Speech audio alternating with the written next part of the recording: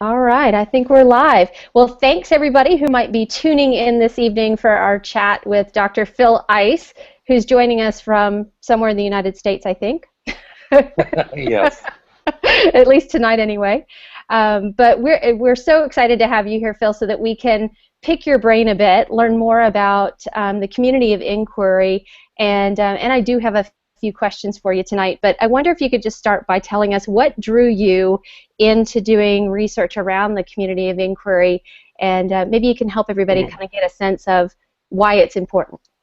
Well, it was interesting. When I first started working in online education, um, it was well, some of the early stuff was before there was really even a browser as we know of it now. It was stuff in '94 on the BBS and so forth. So we made up a lot as we went on what we thought best practices were around how we would teach online. This was a completely nascent field at the time, and it started becoming clear that taking the best ideas we could from classic instructional design or teleconferencing and those type of things were not enough, and that we really needed to understand what was going on from a grounded theory perspective to help us both design effective content and to help us design effective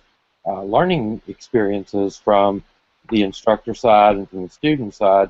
So, as we began looking around, one work stood out, and it was the Community of Inquiry Framework, which Randy Garrison originally developed and published his first papers on in the late 90s, 98, 99, with some of his grad students out of the University of Calgary, Terry Anderson, Walter Archer, Liam Rourke.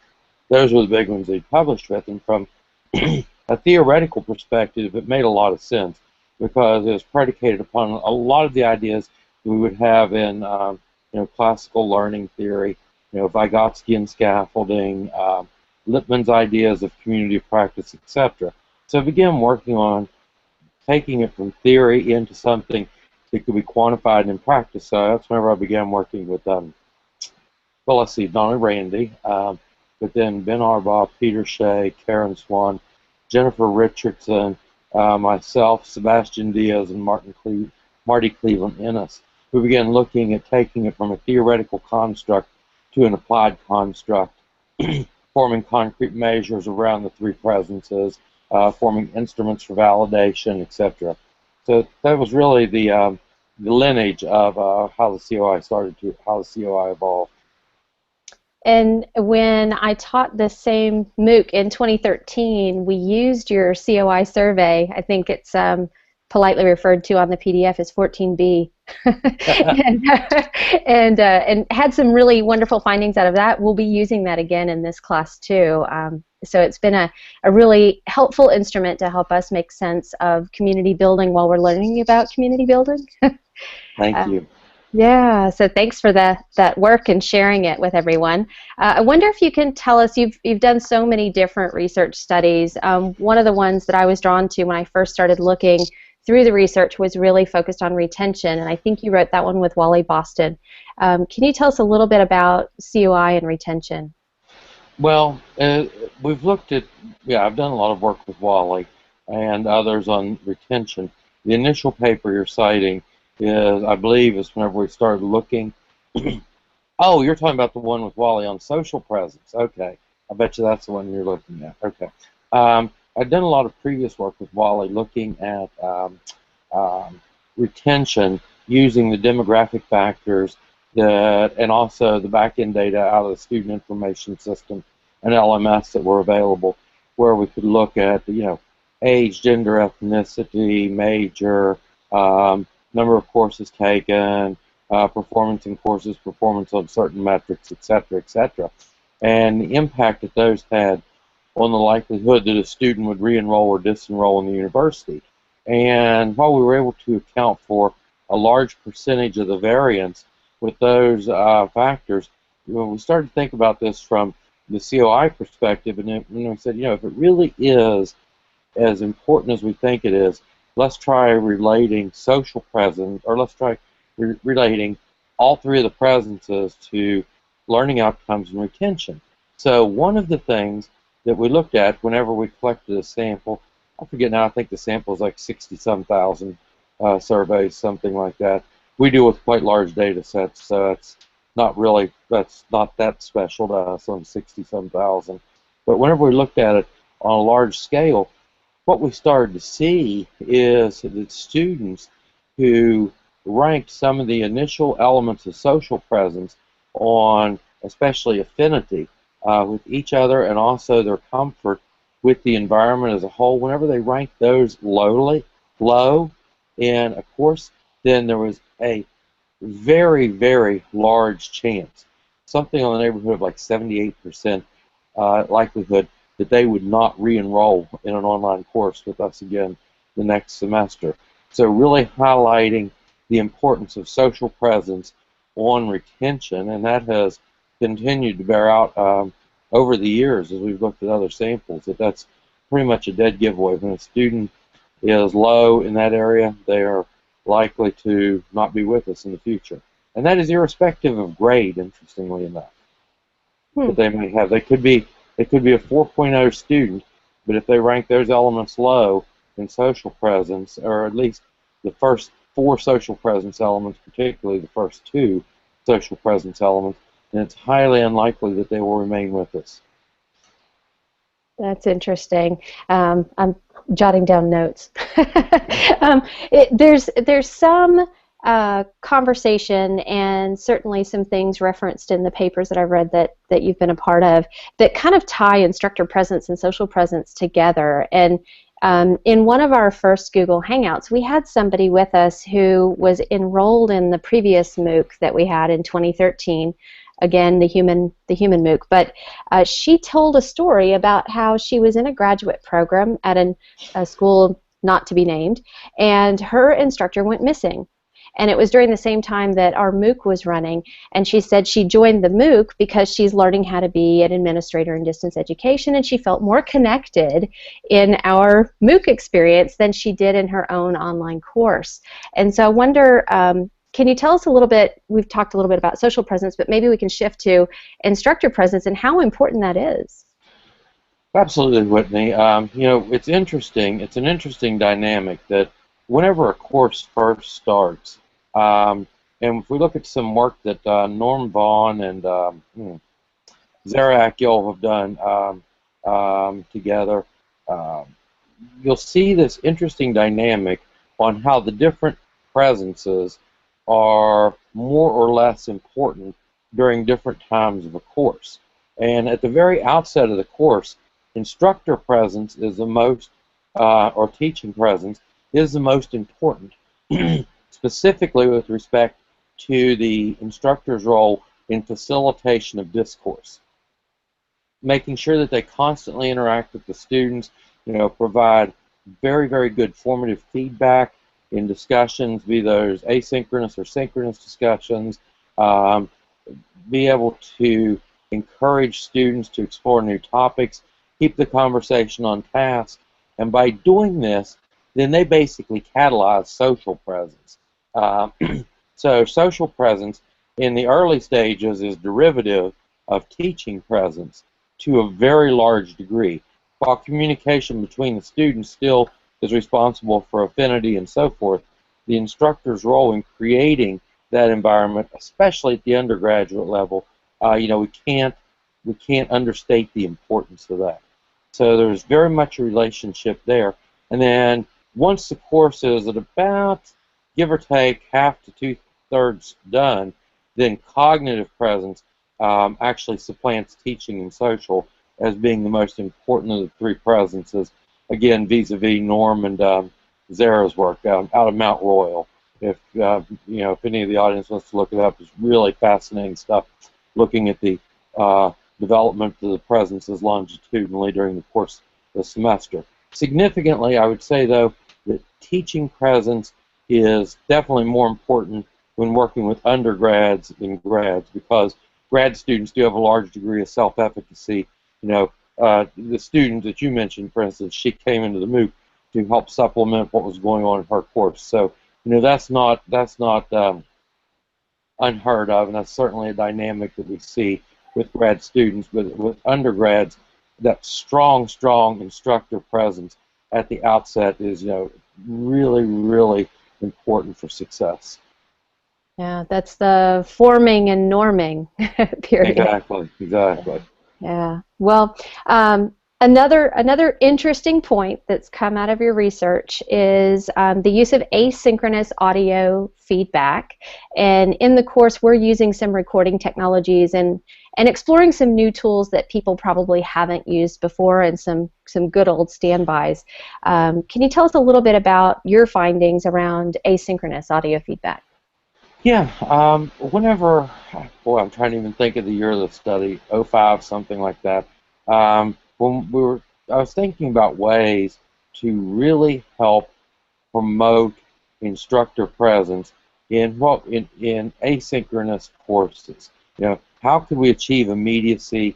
How could we strengthen teaching presence? How could we increase social presence? And purely by coincidence, there was a tool that came onto the market that was in beta that I got an early beta on. It was actually Acrobat, just the ubiquitous tool we all see, Adobe Acrobat, and it had in it the ability to embed audio into a PDF. And now we don't, now compared to the tools that are on the market, that seems very mundane. In '05, that was pretty revolutionary because it was still very, very much a flat dynamic that we looked at online. So I started experimenting with it, and I would take student papers that came back and then deliver the comments to them with an audio recording spaced at different points within the paper. Not at the end, not one big long comment, though I would provide a summative comment at the end, but inserting audio comments to the paper as you went, and the findings were absolutely astounding. It boosted, it had material impacts on several of the teaching, social, and cognitive presence elements. The quantitative feedback was just astounding on how positively students viewed it. Yeah, that was one of the key takeaways for me, I think, was you may have to correct me if I'm remembering this wrong. Their perceptions of the quality of the feedback was increased by like 255% or something. Yeah, it was absolutely amazing. You could give them the same feedback in text-based form, and whenever they were asked to rank, the value of it, it was well over 250% basis point increase that we'd see. It was absolutely fascinating. Yeah, and I think about it, I mean, just as a student, when I put my student hat on, I immediately think when I get feedback and it's written, I don't know how to take it. And I could imagine how that tone of voice or even video feedback could improve the way I internalize it and turn it into action. Because I think sometimes I get paralyzed by feedback. I'm human. Yeah, absolutely. And that strong verbiage can sometimes shut me down, and then it takes me a little time to kind of get my sea legs and turn that into action. So that's an interesting finding. I'm definitely looking forward to seeing how the folks in this course take the video feedback we're going to be able to give them in their week 1 assignments, because in Canvas we can use a video tool in the speed grader to give them video feedback on everything that they do. Right, absolutely. And video feedback generally compounds the effect as far as increasing the presences, increasing immediacy behaviors, etc., etc. There's very few cases where I have not found that to be the case, or where others have. And I think the only place I've ever seen it mentioned that audio is preferred is whenever you're dealing with like portfolio materials that are highly visual, that students like to be able to reference those materials and hear it, but they don't like to have the video going, because then you get in, cognitive load theory and et cetera, et cetera. You've got two things that the eyes are trying to concentrate on at the same time, but overwhelmingly, video has even a more profound effect. In '05, that was simply out of the question. They're trying to get that to work.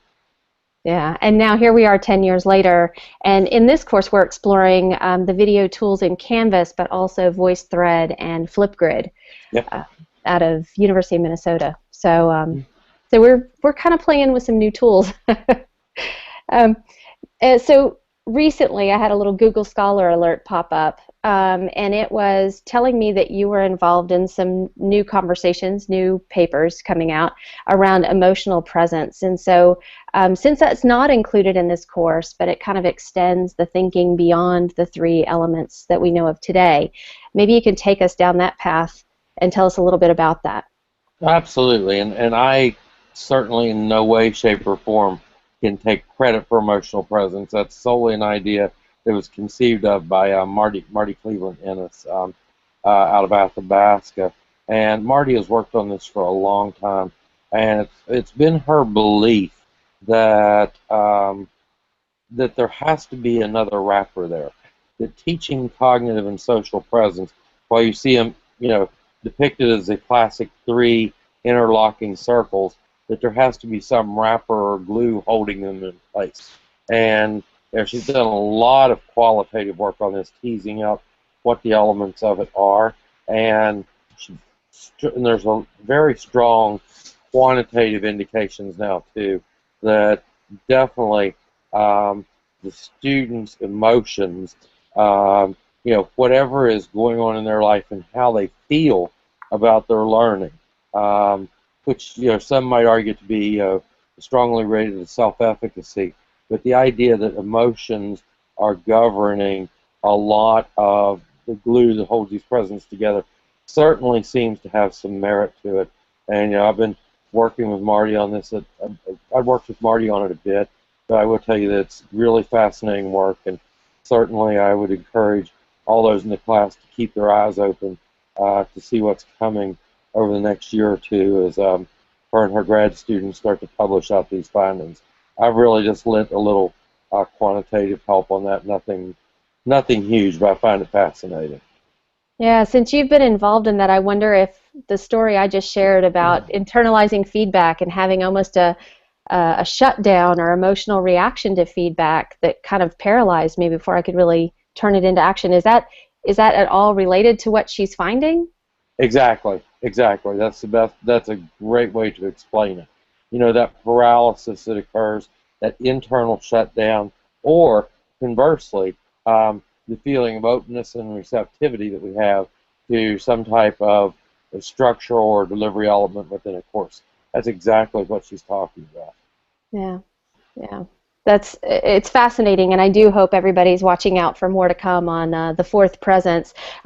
Before we went on air, though, you did tell me there's somebody doing some additional research around yet another presence that maybe folks in the class want to take a look for, and that was learning presence? Yeah, and learning presence. There's work from Peter Shea and some of his grad students out of Albany have been working with this idea of learning presence.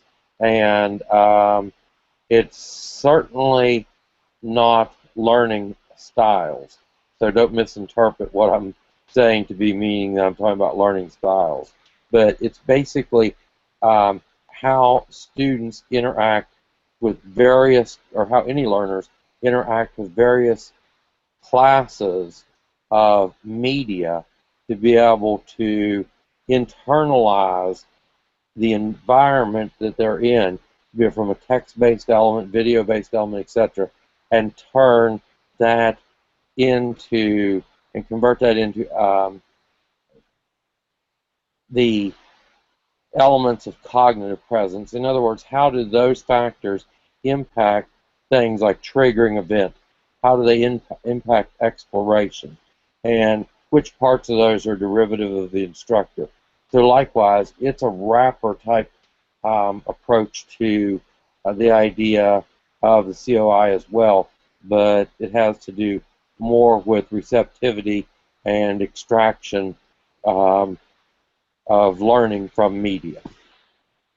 Interesting. So it might tie back to that feedback element, that audio-video feedback element, and how that gets turned into action in someone's mind, where learning occurs, and then they're able to re-engage. Absolutely. And it's interesting whenever I hear the angle that Peter's taking on, the angle Marty's taking on it, you know, this is probably going to get back to, and I'm going to have a lot of explaining to do. But I think that basically they're looking at the same phenomena from different angles or from different perspectives. Yeah, yeah, I can see how they might be related, and certainly this conversation may cause them to have a conversation together. Yep. Well, I guess before we wrap up, and I do want to be mindful. We're trying to keep everything at 30 minutes, but as we've progressed through the course, we're still kind of wrapping up our week 0 or our orientation week, and folks have created blogs and Twitter accounts, and they're starting to get connected with each other socially. They've posted welcome introductions to the discussion forum using video, and so we've had a chance to really kind of get to know each other a little bit, and that's been great. But we're getting ready to start the week on, we're calling it instructor presence, just because teaching presence sometimes gets perceived as teaching how to be present. So we changed the wording a little bit just to protect the innocent. But as we come into this teaching presence week, can you share a couple of best practices or tips that you've discovered that would help everybody improve teaching presence or instructor presence right away? Well, one that I found, and it's one we, as instructors, that we forget about a lot, is that sometimes being a student, despite our best efforts, can be an incredibly mind-numbing experience. And we've all sat through some of the most boring classes on the face of the earth. Now, while you don't want your class to come across as a stand-up comedy act, inserting humor at the right places, especially if you're doing it with video or audio elements, I've always found to be a big, big help. If you don't have that in your DNA, don't force it. But if you do, students appreciate levity, and it causes teacher immediacy to emerge immediacy on the part of the instructor to emerge much, much quicker, and also help us catalyze social presence. Now, the other thing too, and this is kind of related to, well, not kind of, it is related to cognitive presence, but vis-a-vis teaching presence. At the end of the day, whenever we look at triggering event, exploration, integration, resolution, well, at least the first part of that, and probably the second, comes down to nothing more than being a good storyteller and telling a good, meaningful story that your students can relate to. And even as you're helping, facilitate discourse, expanding upon the story, don't try to be so pedantic that you forget about the art of telling a story, because regardless of what discipline you're dealing in, that's really at the key of being a good teacher, and it really has a huge impact upon the way that students look at our efficacy along the lines of like facilitation of discourse, but also providing them with direct instruction as well. So those are really the two big things that I would center on. And then, can we get a teaser for next week on social presence? What's the one or two things that you've done that's worked really, really well, or that you've measured that had great success? Social presence is really one of the most difficult elements of the COI to understand. Teaching presence and cognitive presence are straightforward. Understanding the emergence of social presence and that really complex dynamic in group building is something that's probably still one of the biggest intangibles. And that's why if you take a look at especially some of the great work that Jennifer Richardson has done out of Purdue on social presence, a lot of it is still very qualitative in nature, understanding the dynamic around it. That said,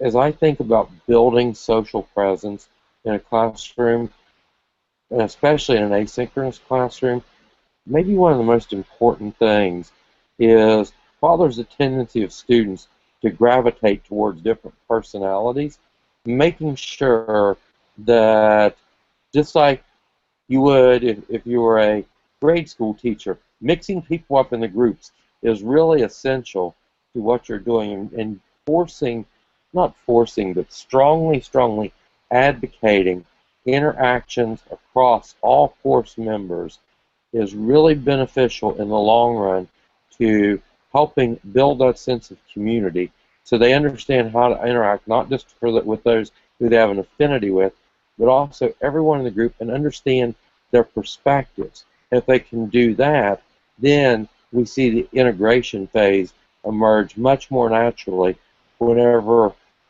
if you even, and when you quantify this, that's not just, qualitative advice on this.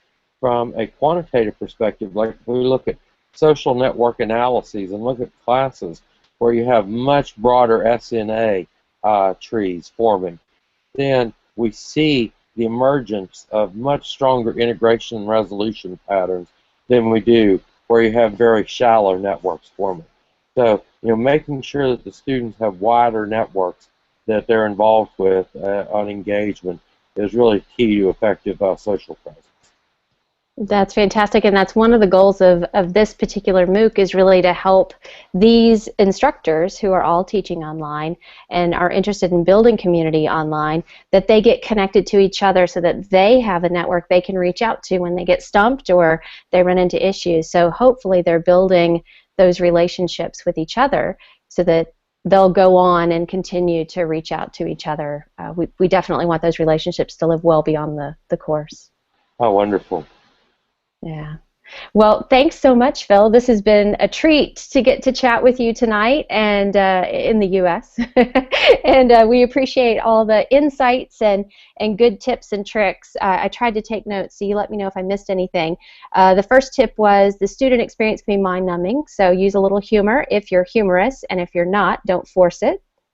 Number 2 is be a good storyteller. Don't underestimate the value of the storytelling.